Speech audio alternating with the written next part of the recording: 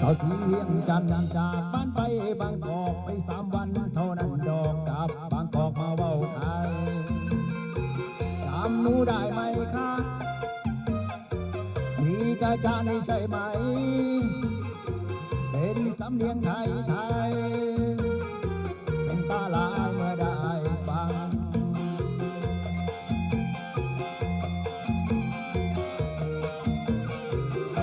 สาวสีเวียงจันทร์ทำเป็นไทยบางกอกเหตุจังได้บอกคือดอกสำเนียงยังออกมาเป็นลาวสาวสีเวียงจันทร์มาเว้าลาวกันดีกว่าอย่าทำเป็นคนลืมตัวอย่าทำเป็นงัวลืมเต